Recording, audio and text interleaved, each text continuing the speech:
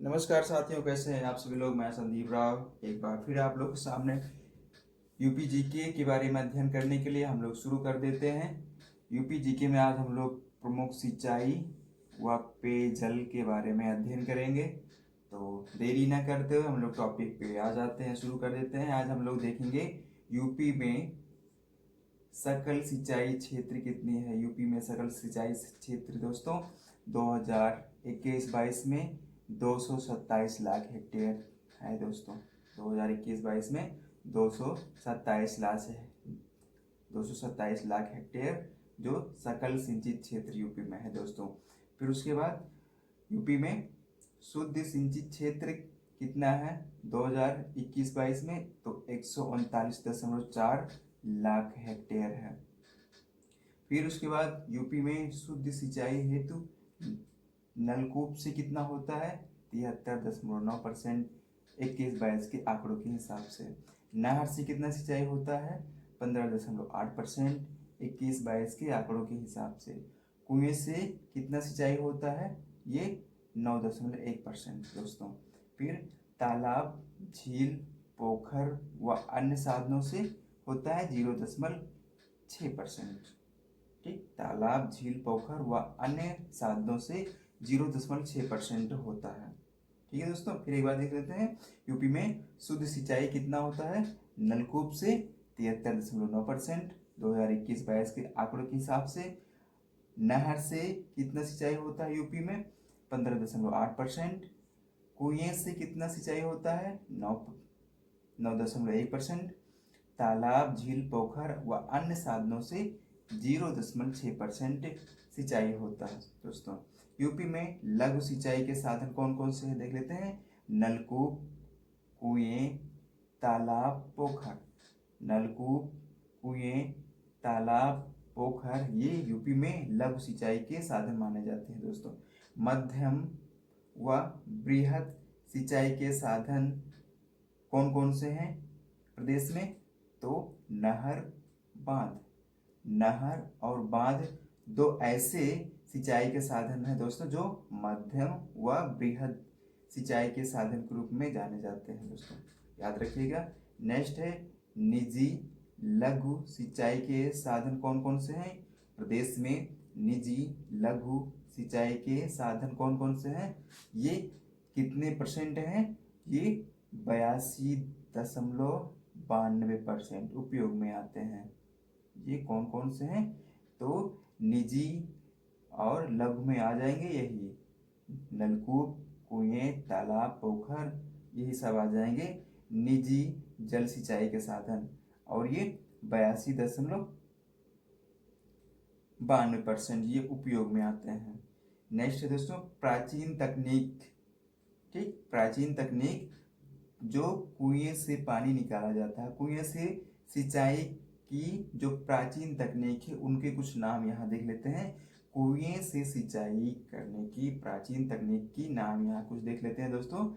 First इसमें रहट, रहट नाम है, और वासर रहट, यहाँ वासर रहट नाम है।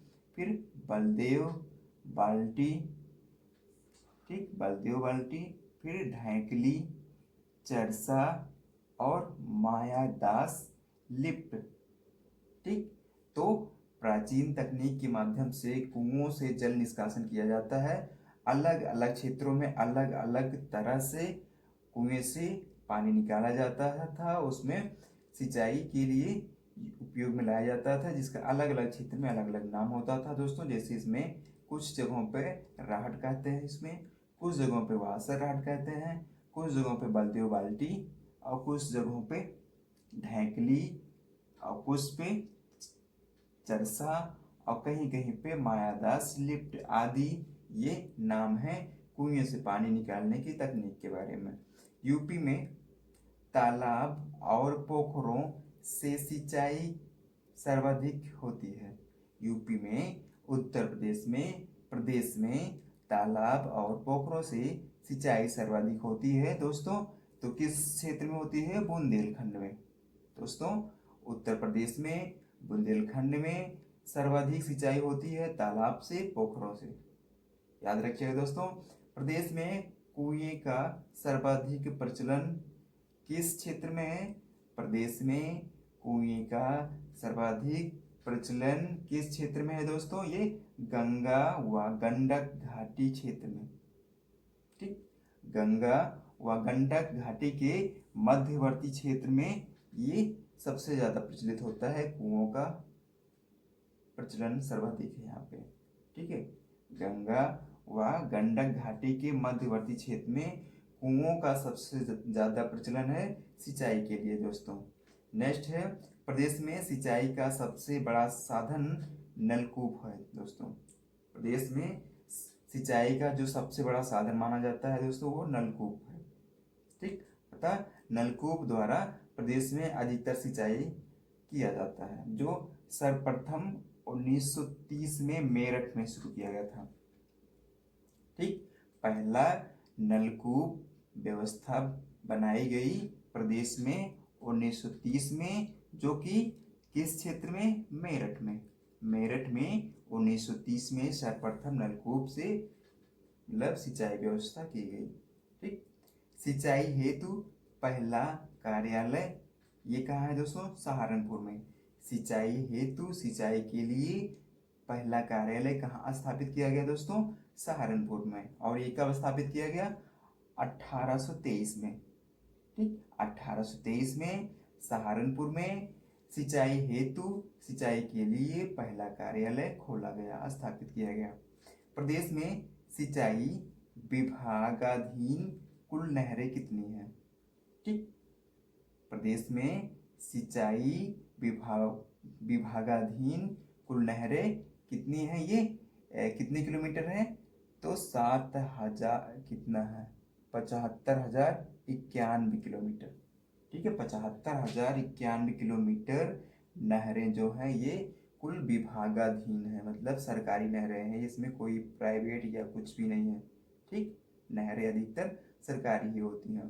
प्रदेश में सिंचाई हेतु विभागाधीन कुल नहरें 75,091 किलोमीटर, जो 2022-23 के डाटा के आंकड़ों के हिसाब से है दोस्तों। इंपॉर्टेंट है, नोट करके रखिएगा ये सब। प्रदेश की सबसे पुरानी नहर कौन सी है दोस्तों? प्रदेश की सबसे पुरानी नहर कौन सी है? तो पूर्वी यमुना नहर। पूर्वी यमुना नहर, पूर्वी यमुना नहर, जो 1631 में शाहजहां द्वारा बनाया गया, निर्मित किया गया। 1631 में शाहजहां द्वारा निर्मित किया गया, शाहजहां द्वारा निर्मित किया गया 1631 में। पूर्वी यमुना नहर प्रदेश की, उत्तर प्रदेश की सबसे पुरानी नहर है दोस्तों। प्रदेश की सबसे बड़ी नहर प्रणाली कौन सी है? प्रदेश की सबसे बड़ी नहर प्रणाली दोस्तों शारदा नहर प्रणाली है।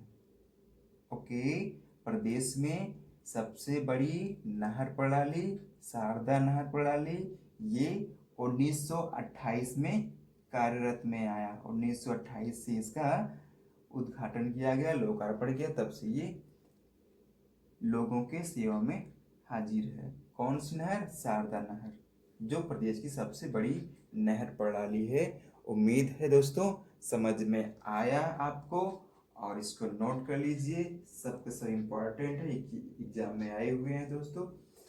अब इसको जल्दी से मिटा देते हैं और नेक्स्ट आप लोग के लिए नेक्स्ट बिंदु लेके आते हैं। ये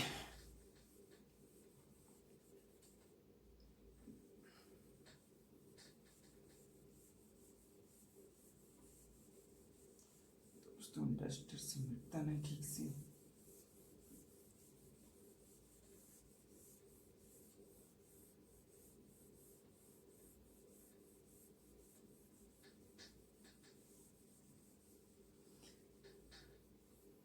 दोस्तों कैसे हैं आप सभी लोग?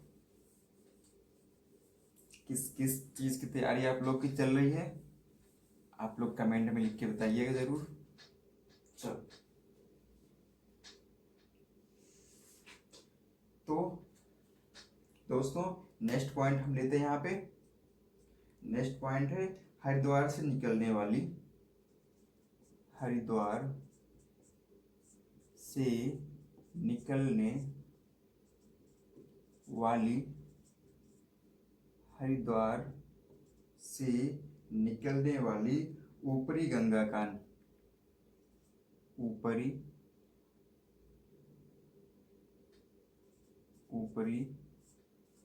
गंगा नहर का निर्माण ऊपरी गंगा नहर का निर्माण हुआ। दोस्तों हुआ कब हुआ दोस्तों? हरिद्वार से निकलने वाली ऊपरी गंगा नहर का निर्माण हुआ। वो कब हुआ दोस्तों? ये 1854 में। दोस्तों इंपॉर्टेंट है, याद कर लीजिएगा, नोट कर लीजिएगा। हरिद्वार से निकलने वाली ऊपरी गंगा नहर का निर्माण ये 1854 में किया गया। दोस्तों इंपॉर्टेंट है, एग्जाम में आ सकता है। नेक्स्ट है प्रदेश में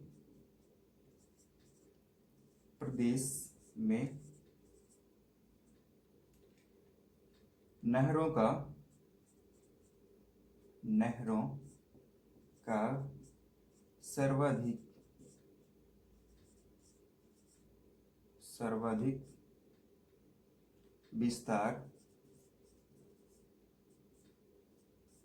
सर्वाधिक विस्तार किस क्षेत्र में ये? तो दोस्तों ये पश्चिमी उत्तर प्रदेश में। पश्चिमी उत्तर प्रदेश में। प्रदेश में नहरों का सर्वाधिक विस्तार पश्चिमी उत्तर प्रदेश में है। ठीक, पश्चिमी उत्तर प्रदेश में दोस्तों सर्वाधिक नहरों का विस्तार है। दोस्तों सर्वाधिक सिंचाई नहरों से होती है पश्चिमी उत्तर प्रदेश में। नेक्स्ट दोस्तों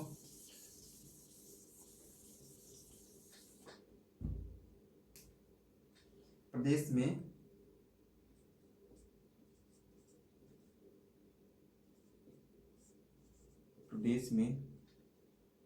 सर्वाधिक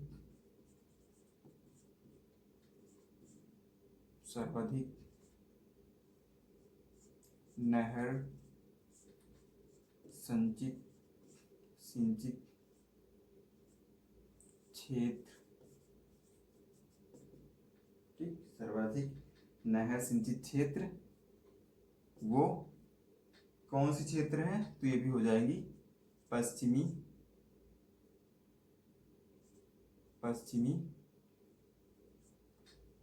उत्तर प्रदेश।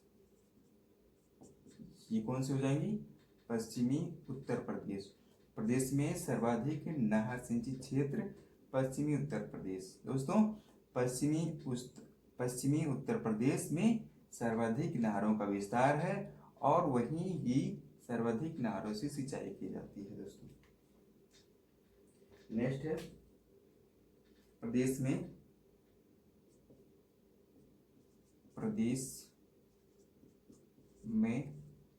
सर्वाधिक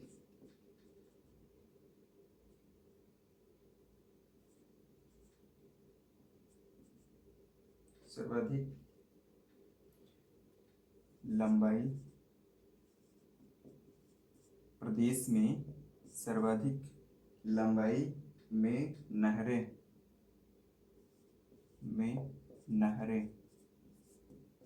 ये कहाँ है दोस्तों? रायबरेली में।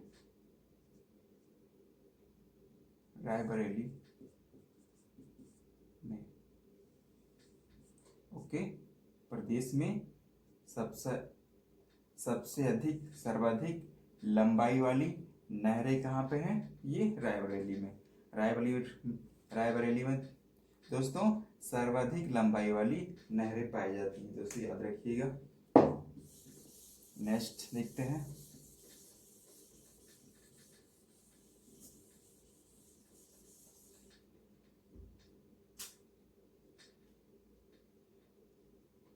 नेक्स्ट यहाँ देख लेते हैं आगरा नहर। ठीक दोस्तों, आगरा ताजमहल तो हर कोई जानता है, लेकिन आज जान लीजिए आगरा नहर भी होता है। तो आगरा नहर से सिंचाई, आगरा नहर से सिंचाई होती है, आगरा नहर से सिंचाई होती है। तो वो किन किन राज्यों में होती है? तो सबसे पहले यूपी में, हरियाणा में, यूपी में, हरियाणा में, दिल्ली में, दिल्ली में व राजस्थान में, राजस्थान में। दोस्तों आगरा नहर, आगरा नहर आगरा ताजमहल के क्षेत्र से संबंधित है। आगरा नहर ये सिंचाई प्रदान करती है किन किन राज्यों में? सबसे पहले यूपी में, यूपी में आगरा नहर से सिंचाई की जाती है, हरियाणा में, दिल्ली में और राजस्थान में। ये 4 स्टेट ऐसे हैं, ठीक, जहां तक आगरा नहर की पहुंच बरकरार है। दोस्तों आगरा नहर से इन 4 राज्यों में सिंचाई की जाती है, यूपी, हरियाणा, दिल्ली व राजस्थान। ओके दोस्तों,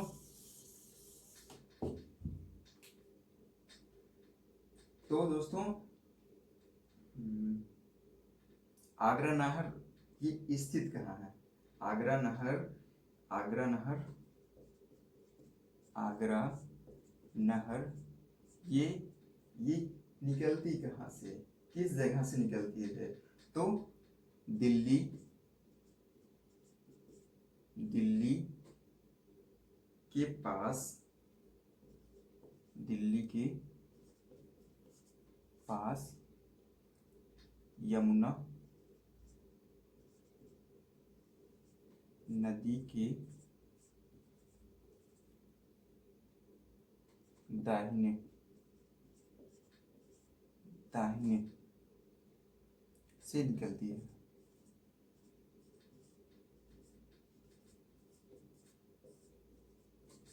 ओके ओके दोस्तों, तो आगरा नहर, आगरा नहर दोस्तों निकलती है दिल्ली के पास होके, दिल्ली के पास से निकलती है यमुना नदी के दाहिने से, यमुना नदी के दाहिने से दिल्ली से लगभग निकलती है और यूपी, हरियाणा और कहाँ कहाँ, यूपी, हरियाणा, दिल्ली, राजस्थान, इन 4 राज्यों में अपना जल बहाव छोड़ती है। दोस्तों मतलब सिंचाई उपलब्ध कराती है।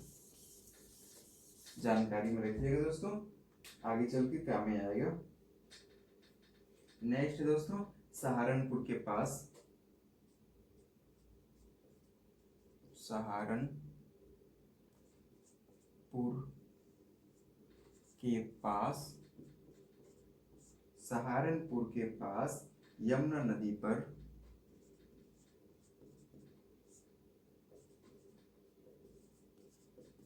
सहारनपुर के पास यमुना नदी पर दोस्तों बना है बैराज,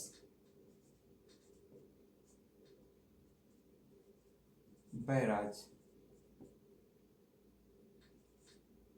ठीक, वो बैराज बना है जिसे जिसे जिसे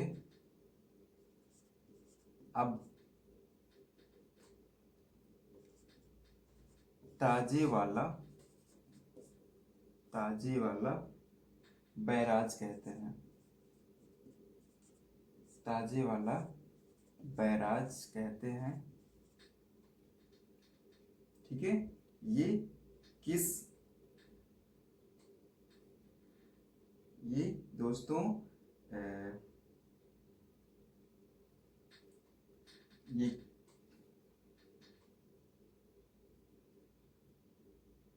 ये हथनी कुंड में,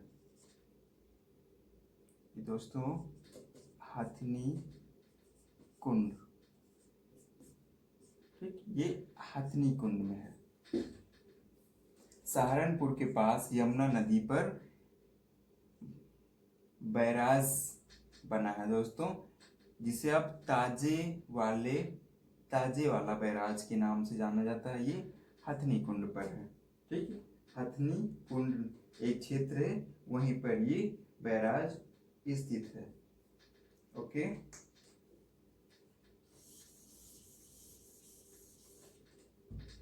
नेक्स्ट दोस्तों देख लेते हैं हथनी बैराज। ठीक, हथनी बैराज ये एक संयुक्त बैराज है। हथनी बैराज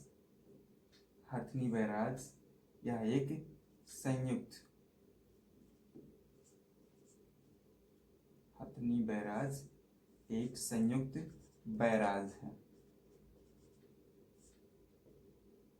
संयुक्त बैराज, हथनी बैराज एक संयुक्त बैराज है। किन किन राज्यों का? तो यूपी, हरियाणा, हिमाचल प्रदेश,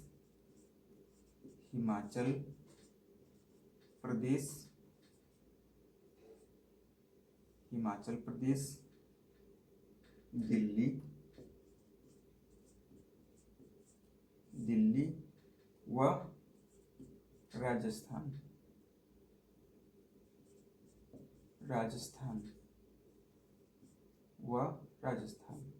ठीक है, हथनी बैराज जो कि हथनी कुंड पे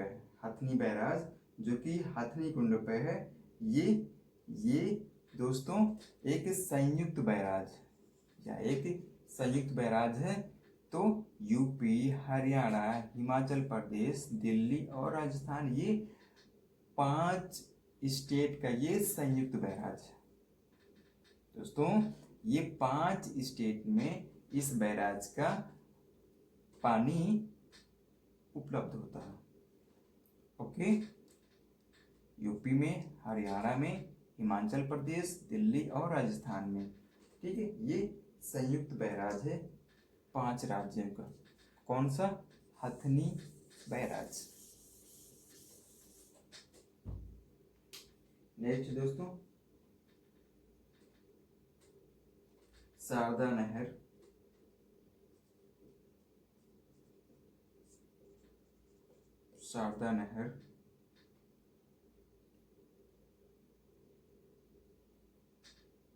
निकलती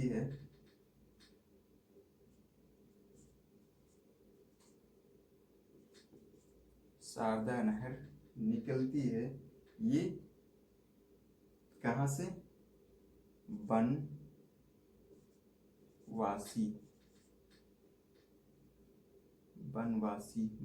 नहीं दोस्तों, ये एक सेकंड,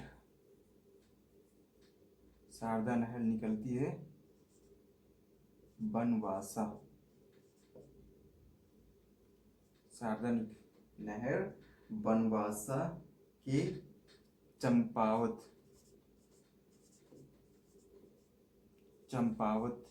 नामक क्षेत्र से निकलता है, जो कि उत्तर प्रदेश और उत्तराखंड में,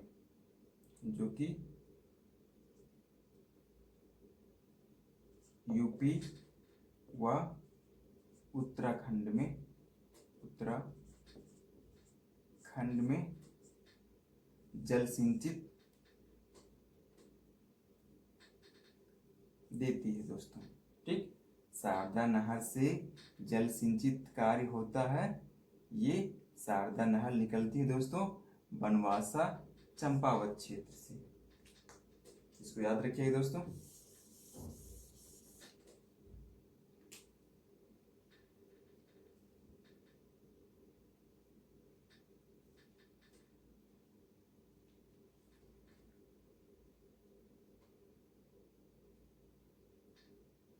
नेक्स्ट है दोस्तों राम गंगा नहर। ठीक दोस्तों, राम गंगा नहर ये निकलती है कालागढ़ कालागढ़, कालागढ़ कहाँ से, पौड़ी से, कालागढ़ पौड़ी से निकलती है रामगंगा नहर। ये उत्तर प्रदेश, उत्तर प्रदेश व उत्तराखंड, उत्तराखंड को जल उपलब्ध कराती है सिंचाई के लिए। दोस्तों, रामगंगा नहर जो कि कालागढ़ से निकलती है पौड़ी नामक क्षेत्र से, ये उत्तर प्रदेश व उत्तराखंड को जल उपलब्ध कराती है। नेक्स्ट है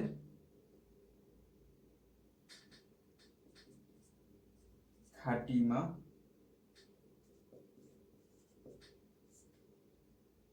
जल विद्युत, खाटीमा जल विद्युत स्टेशन,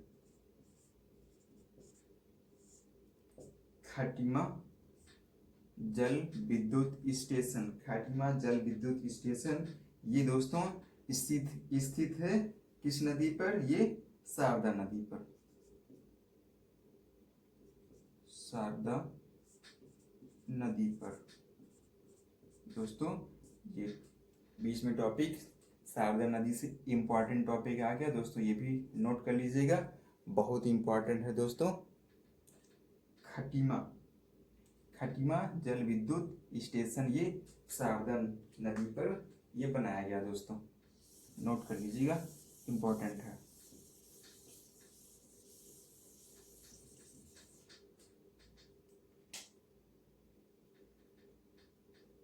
ठीक, नेक्स्ट है दोस्तों गंडक, गंडक नहर। ठीक, गंडक नहर दोस्तों ये निकलती है नेपाल से। ठीक, गंडक नहर जो नेपाल से निकलती है, नेपाल से निकलती है और ये यूपी और बिहार, यूपी और बिहार में जल उपलब्ध कराती है सिंचाई के लिए। यूपी और बिहार में जल उपलब्ध कराती है सिंचाई के लिए, मतलब गंडक नहर से यूपी में और बिहार में सिंचाई का काम किया जाता है, सिंचाई का साधन माना जाता है गंडक नहर को यूपी और बिहार में दोस्तों, जो कि नेपाल से निकलती है। नेक्स्ट है महोबा, मिटा दिए दोस्तों इसको,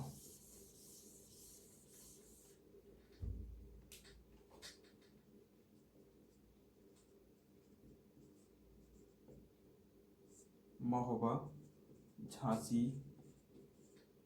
महोबा झांसी सीमा पर,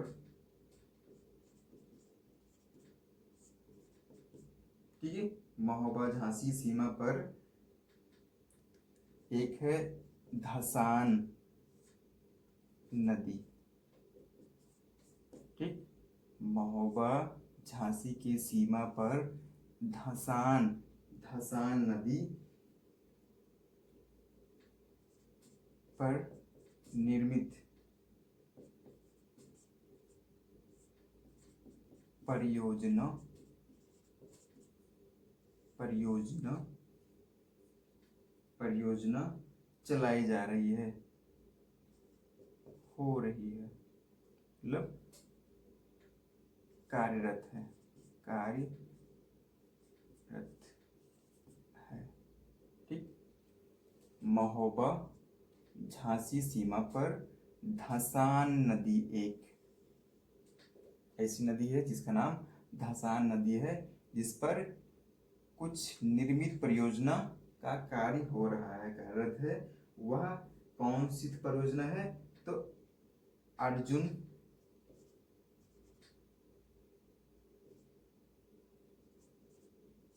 अर्जुन सहायक परियोजना, अर्जुन सहायक परियोजना। ठीक है दोस्तों, अर्जुन सहायक परियोजना दोस्तों, नाम याद रखिए, ये नया नाम है दोस्तों। ठीक, इसके बारे में अर्जुन सहायक परियोजना क्या चीज़ है, नेक्स्ट वीडियो में हम इसके बारे में चर्चा जरूर करेंगे।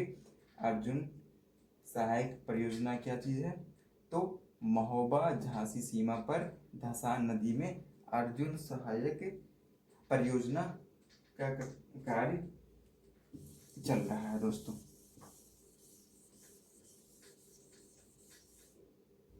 नेक्स्ट इसमें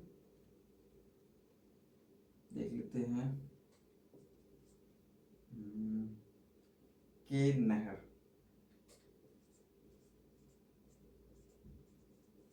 केन नहर संयुक्त परियोजना।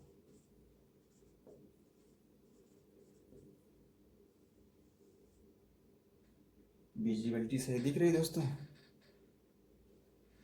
केन नहर संयुक्त परियोजना, केन नहर संयुक्त परियोजना, ये किन किन राज्यों के मध्य है, तो ये यूपी,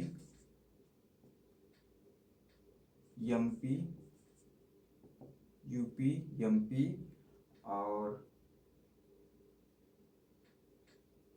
बस ये दोनों।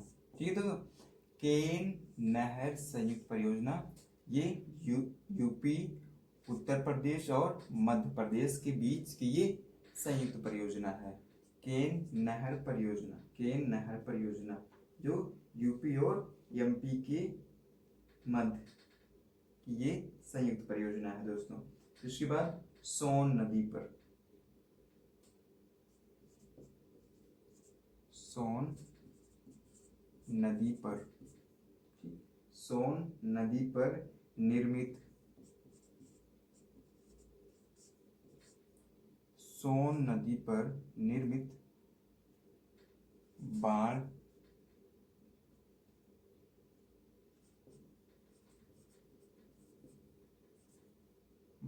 सागर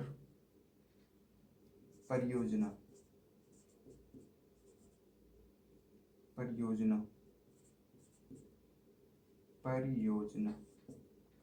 ओके। सोन नदी पर निर्मित बाण सागर परियोजना जो कि किन किन राज्यों के बीच है, ये यूपी, एमपी व बिहार,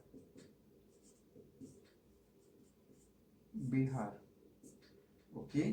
यूपी, एमपी, उत्तर प्रदेश, मध्य प्रदेश व बिहार राज्य के बीच ये परियोजना है, सोन नदी पर निर्मित बाण सागर परियोजना।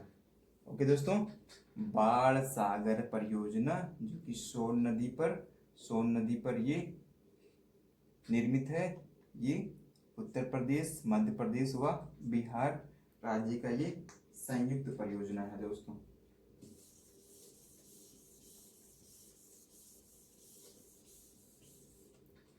नेक्स्ट देख लेते हैं,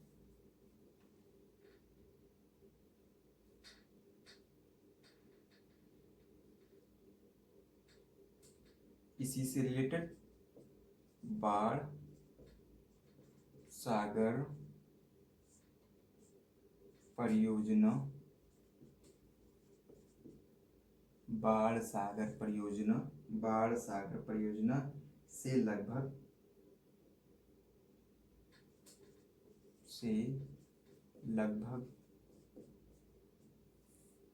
लगभग 1.5 लाख हेक्टेयर, 1.5 लाख हेक्टेयर क्षेत्र की सिंचाई की जाती है, वो किस जगह पर,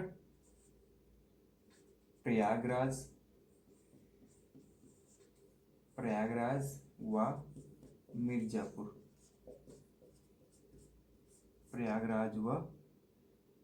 मिर्जापुर।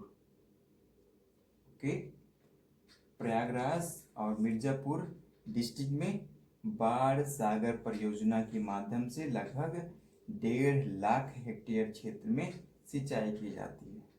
ओके, बाढ़ सागर परियोजना, बाढ़ सागर परियोजना जो कि सोन नदी पर ये निर्मित है दोस्तों। ये सोन नदी पर निर्मित है। ये यूपी, एमपी और बिहार, यूपी, एमपी, बिहार की ये संयुक्त परियोजना है। इसमें प्रयागराज में और मिर्जापुर में करीब 1.5 लाख हेक्टेयर क्षेत्र में इसका सिंचाई कार्य जारी है दोस्तों। बहुत इंपॉर्टेंट है, इसको नोट कर लीजिएगा और चैनल को लाइक कर दीजिएगा, सब्सक्राइब कर दीजिएगा और शेयर कर दीजिएगा दोस्तों।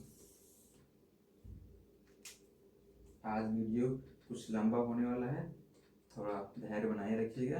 नेक्स्ट हम लोग देखते हैं माता टीला बांध। माता टीला बांध ये निश्चित नहरें हैं। ठीक, निश्चित नहरें हैं। ये मंदर और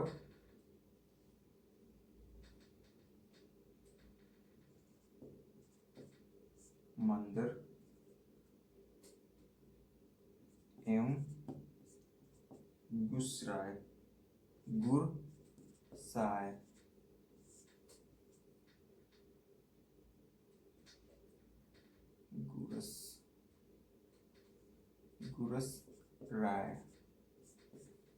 ओके, माता टीला बांध निश्चित है दोस्तों। माता टीला बांध निश्चित है। ये निश्चित नहरें हैं। मंदर एवं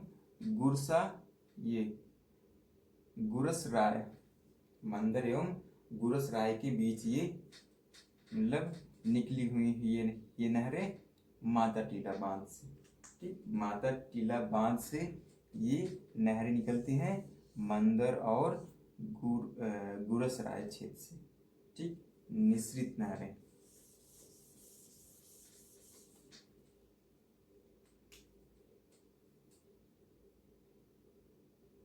नेक्स्ट दोस्तों सरयू नहर,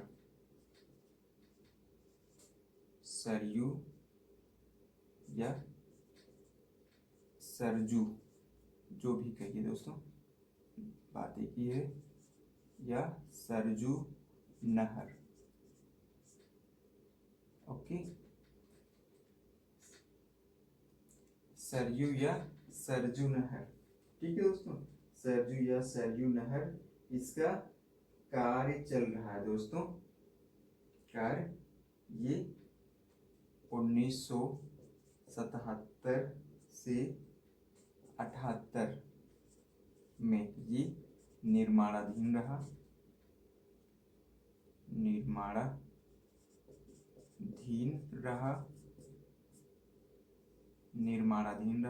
ठीक, 1977-78 में यह निर्माणाधीन रहा दोस्तों।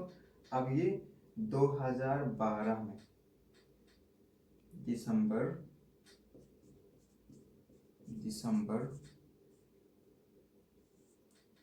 2012 में इसे राष्ट्रीय परियोजना घोषित किया गया। इसे राष्ट्रीय परियोजना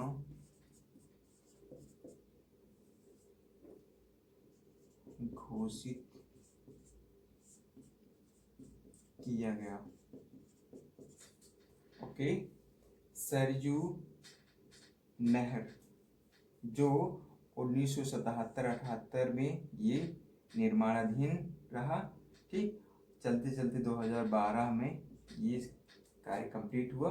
ठीक, 2012 में इसे राष्ट्रीय परियोजना घोषित कर दिया। इसको दोस्तों राष्ट्रीय परियोजना घोषित कर दिया गया 2012 में सरयू नहर को दोस्तों।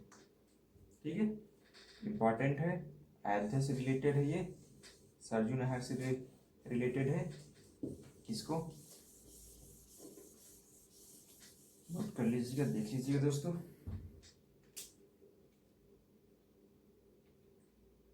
फिर इसके बाद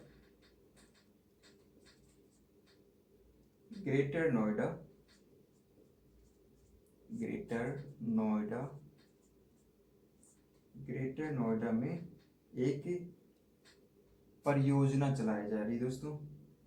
कौन सी? गंगा जल परियोजना।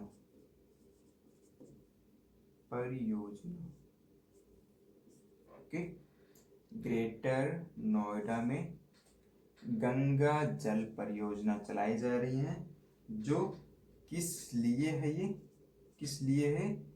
पेयजल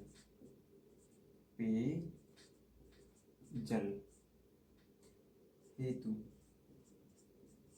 ओके, पेयजल हेतु ग्रेटर नोएडा में पेयजल के लिए गंगा जल परियोजना चलाया जा रही है। मतलब गंगा का जल अब रिफाइन करके, प्यूरिफाई करके अब पीने के योग्य में लाया जाएगा। बहुत अच्छी ये परियोजना है। ये दूरदर्शी या दूरदृष्टि के लिए ये बहुत सिद्ध साबित होगा। ये बहुत अच्छी परियोजना है ये पेयजल परियोजना। ठीक, पेयजल के लिए, पेयजल हेतु गंगा जल का ये यूज किया जा रहा है। बहुत अच्छी है ये क्वेश्चन, ये करंट से रिलेटेड भी है ये, और ये जीके से भी है दोस्तों। इसको याद रखिएगा, बहुत इंपॉर्टेंट है ये। आने वाले एग्जाम में ये इसका आना तय है। ठीक है, ग्रेटर नोएडा में गंगा जल परियोजना चलाई जा रही है, जो कि दोस्तों ये पेयजल से संबंधित है। इसका संबंध पेयजल से है। नेक्स्ट देखते हैं दोस्तों, यमुना नदी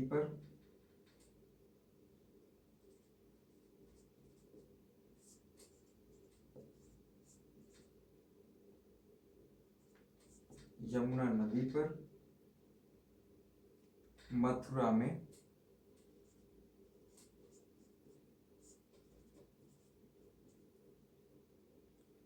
गोकुल बैराज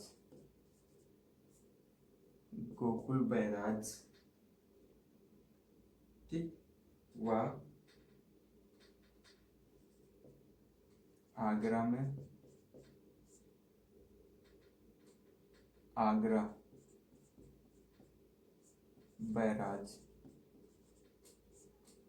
बैराज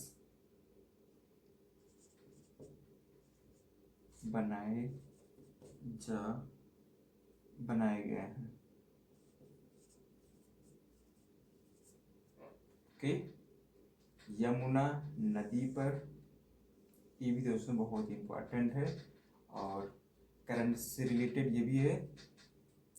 यमुना नदी पर मथुरा में गोकुल बैराज परियोजना व आगरा बैराज बनाए गए हैं। किस लिए दोस्तों ये बनाए गए हैं? ये भी पेयजल हेतु,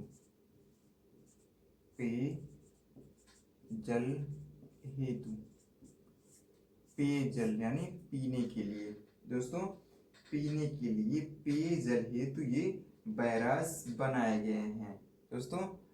यमुना नदी पर ठीक, मथुरा में गोकुल बैराज परियोजना व आगरा में बनाए गए पेयजल के लिए। ओके,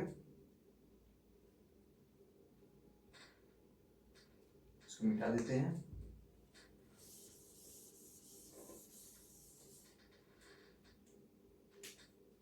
नेक्स्ट है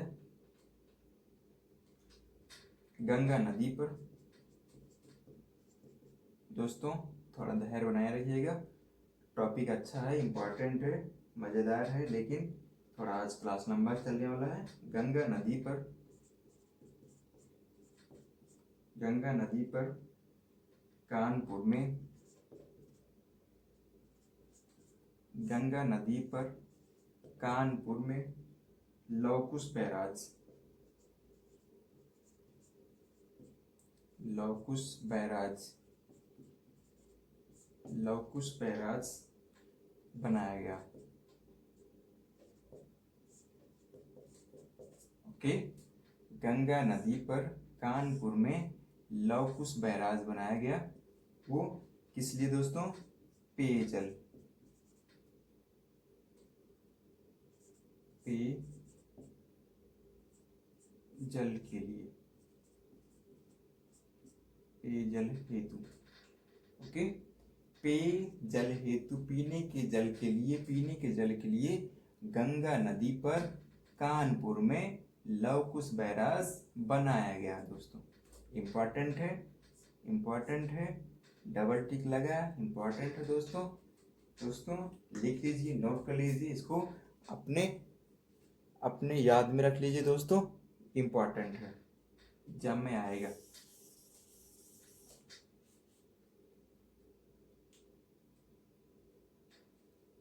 फिर दोस्तों नेक्स्ट यहाँ पे देख लेते हैं, गोमती नदी पर,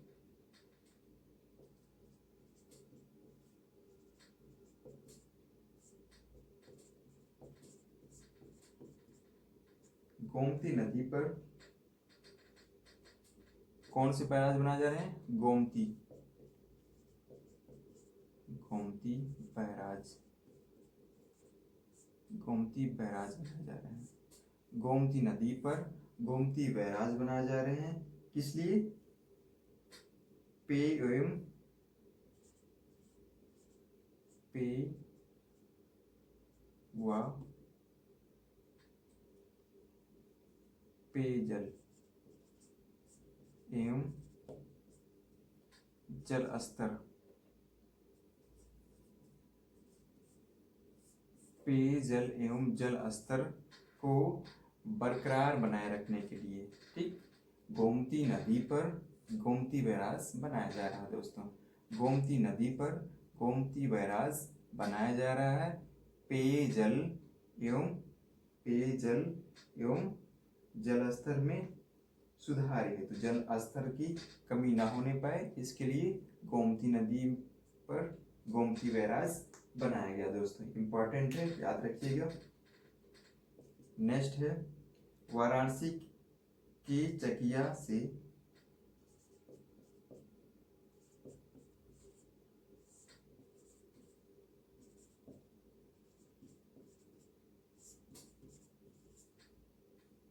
वाराणसी के चकिया से दक्षिण में,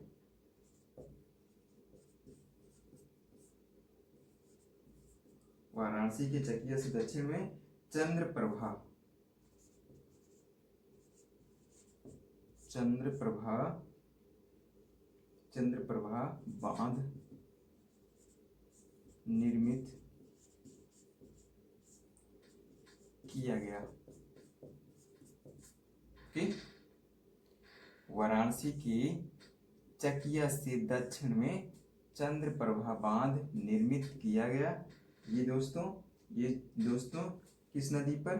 चंद्रप्रभा, चंद्रप्रभा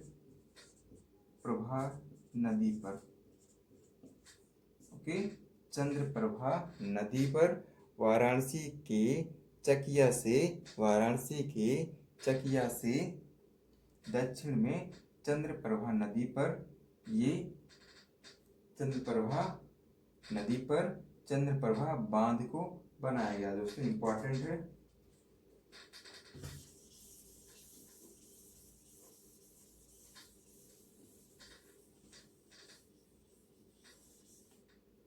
नेक्स्ट दोस्तों देखते हैं यहाँ पे,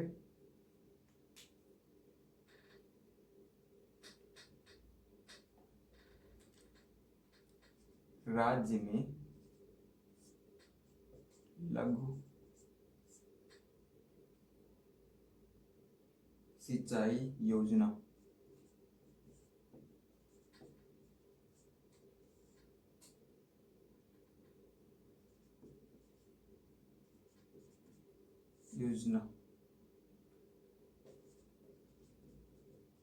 चलाई जा रही है।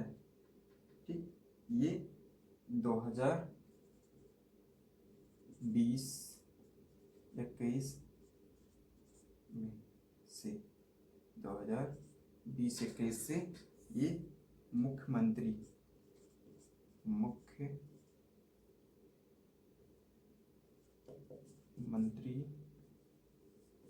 द्वारा राज्य में लघु सिंचाई योजना चलाई जा रही है 2020-21 से मुख्यमंत्री द्वारा। मतलब इसको क्या कह सकते हैं, मुख्यमंत्री, ठीक, मुख्यमंत्री लघु सिंचाई योजना चलाई जा रही है 2020-21 से। दोस्तों इम्पोर्टेंट है, करंट से रिलेटेड भी है, 2 साल का फिलहाल,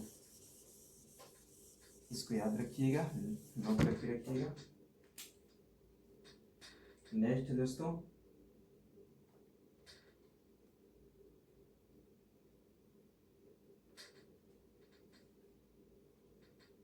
बुंदेलखंड क्षेत्र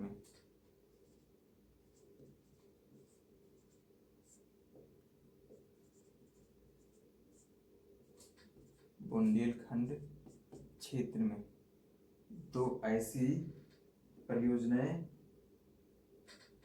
चलाई जा रही हैं। इसमें एक है फर्स्ट आर्टिजन वेल,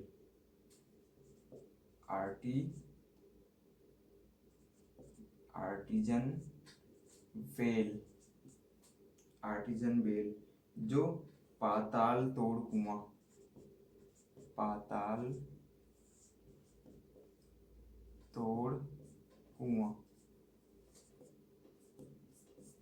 पाताल तोड़ कुआं, ठीक, योजना चलाई जा रही है,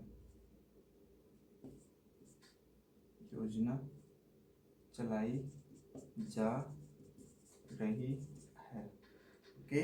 बुंदेलखंड क्षेत्र में आर्टिजन वेल जो पाताल तोड़ कुआं के नाम से जाना जाता है, ये योजना चलाई जा रही है।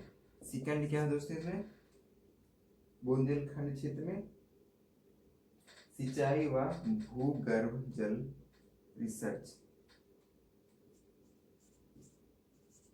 सिंचाई व भूगर्भ जल रिसर्च हेतु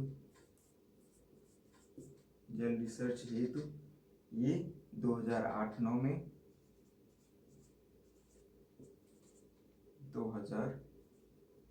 में ये चेक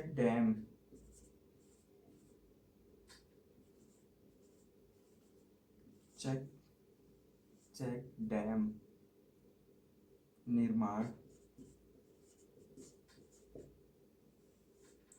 योजना,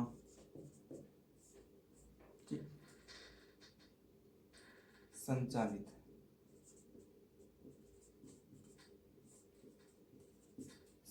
है दोस्तों, ओके, संचालित है। तो बुंदेलखंड क्षेत्र में फर्स्ट है आर्टिजन वेल जो एक पाताल तोड़ कुआं है, ये योजना चलाई जा रही है। उसके बाद सेकंड सिंचाई व भूगर्भ जल रिसर्च हेतु क्या चेक डैम निर्माण योजना संचालित है। दोस्तों दोनों इंपॉर्टेंट है, नोट करके रखिएगा, एग्जाम में आएगा जरूर। दोस्तों चैनल को लाइक कर दीजिएगा, सब्सक्राइब कर दीजिएगा, नोटिफिकेशन को ऑन कर लीजिएगा। मेरा डेली एक एक वीडियो डेली आता रहेगा दोस्तों, और यूपी जीके खत्म करके ही तब दूसरा सब्जेक्ट शुरू करेंगे। नेक्स्ट है पठारी व अर्ध पठारी व अर्ध पठारी ब्लॉकों में, पठारी व अर्ध पठारी ब्लॉकों में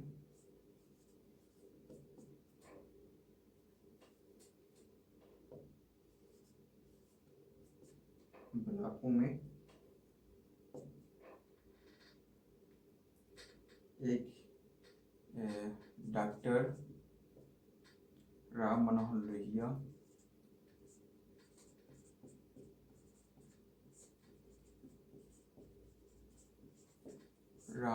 लोहिया सामूहिक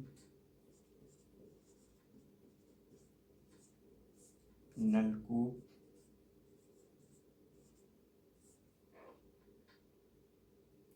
योजना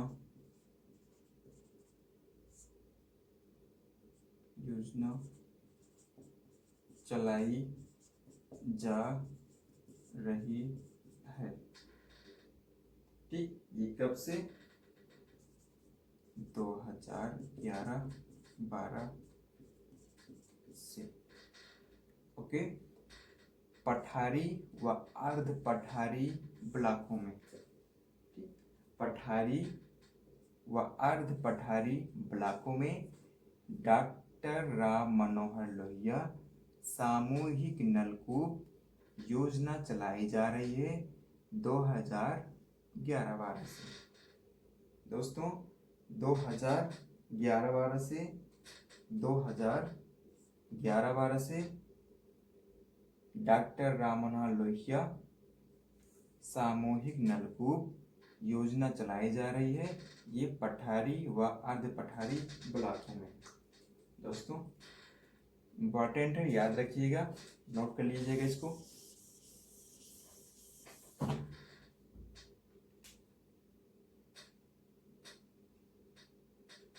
नेक्स्ट है दोस्तों भूजल स्तर में सुधार,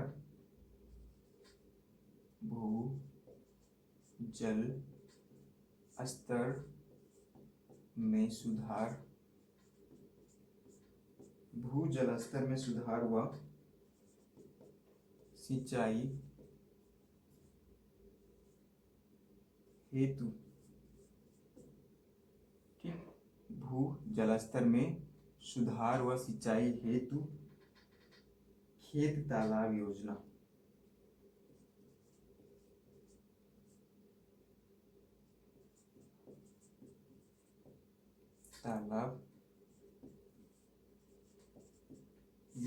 खेत तालाब योजना ये चल रही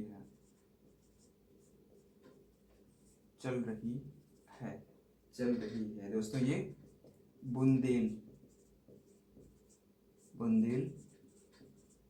में, ठीक, बुंदेलखंड में। ओके दोस्तों, बुंदेलखंड में भूजल स्तर में सुधार व रिसर्च हेतु खेत तालाब योजना चलाई जा रही है। दोस्तों इम्पोर्टेंट है, नोट कर लीजिएगा, याद कर लीजिएगा, जेहन में बैठा लीजिएगा, एग्जाम में उतार दीजिएगा, नंबर मिल जाएंगे और नौकरी सुनिश्चित हो जाएगी। नेक्स्ट दोस्तों प्रदेश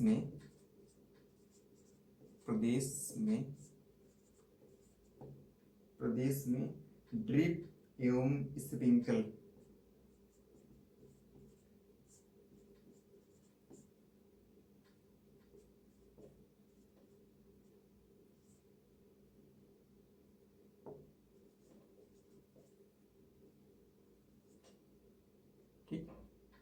ड्रिप एवं स्प्रिंकलर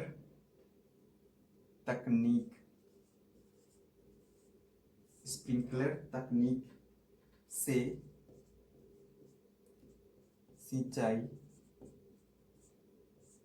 की जाती है,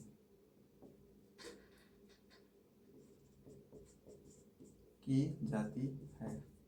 ओके, प्रदेश में ड्रिप एवं स्प्रिंकलर तकनीक से सिंचाई की जाती है। ड्रिप एवं स्प्रिंकलर तकनीक से सिंचाई की जाती है। ये दोस्तों किस क्षेत्र में? बुंदेलखंड में दोस्तों, ये हाँ, ये बुंदेलखंड में,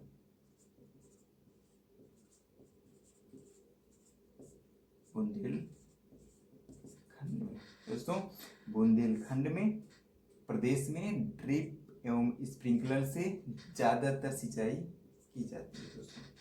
ठीक, ड्रिप एवं स्प्रिंकलर तकनीक से सिंचाई ज़्यादातर बुंदेलखंड में ही देखने को मिलती है दोस्तों। याद कर लीजिएगा, इम्पोर्टेंट है ये, तो बहुत इम्पोर्टेंट है दोस्तों। दोस्तों चैनल को लाइक कर दीजिएगा, सब्सक्राइब कर दीजिएगा और अपना सुझाव कमेंट में ज़रूर दे दीजिएगा और अपने दोस्तों को भी शेयर कर दीजिएगा। नेक्स्ट है यूपी व एमपी की केन व बेतवा, केन व बेतवा लिंक परियोजना, लिंक परियोजना, लिंक परियोजना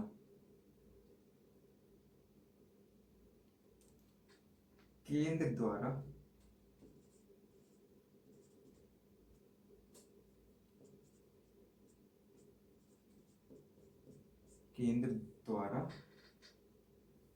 मंजूरी दी गई, मंजूरी दी गई। यूपी व एमपी की केन व बेतवा नदी लिंक परियोजना केंद्र द्वारा मंजूरी प्रदान की गई, केंद्र द्वारा मंजूरी प्रदान की गई। कब की गई? दिसंबर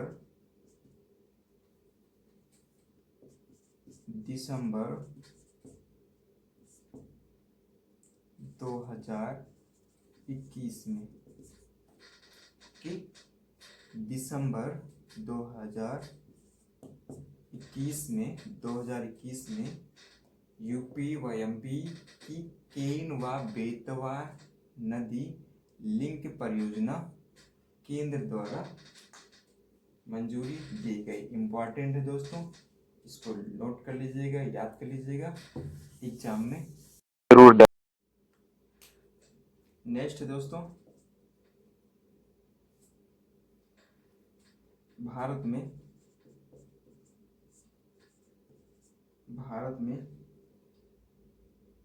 उत्तर प्रदेश, यूपी का स्थान सिंचाई में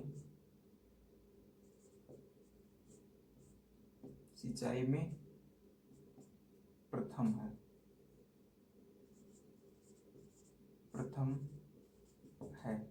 ठीक दोस्तों, यूपी का स्थान सिंचाई में प्रथम है भारत में। ठीक, और नलकूप द्वारा भी फर्स्ट स्थान रखता है और नहर द्वारा भी यूपी फर्स्ट स्थान रखता है भारत में, जो सर्वाधिक सिंचाई वाला राज्य माना जाता है। भारत में यूपी सर्वाधिक सिंचित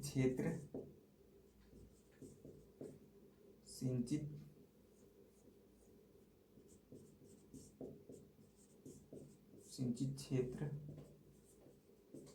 वाला राज्य है दोस्तों। ठीक है, भारत में यूपी सर्वाधिक सिंचाई वाला, सिंचित क्षेत्र वाला राज्य माना जाता है। यहाँ नलकूप द्वारा भी सबसे ज़्यादा सिंचाई होता है, नहर द्वारा भी, और ये भारत में फर्स्ट स्थान रखता है उत्तर प्रदेश। दोस्तों आज हम यहीं पर टॉपिक को समाप्त करते हैं। नेक्स्ट क्लास में, नेक्स्ट वीडियो में नेक्स्ट टॉपिक लेके आएंगे, और तब तक के लिए जय हिंद, धन्यवाद। स्वस्थ रहिए, मस्त रहिए। चैनल को लाइक कर दीजिएगा, सब्सक्राइब कर दीजिएगा, और अपना सुझाव कमेंट में ज़रूर दे दीजिएगा। जय हिंद।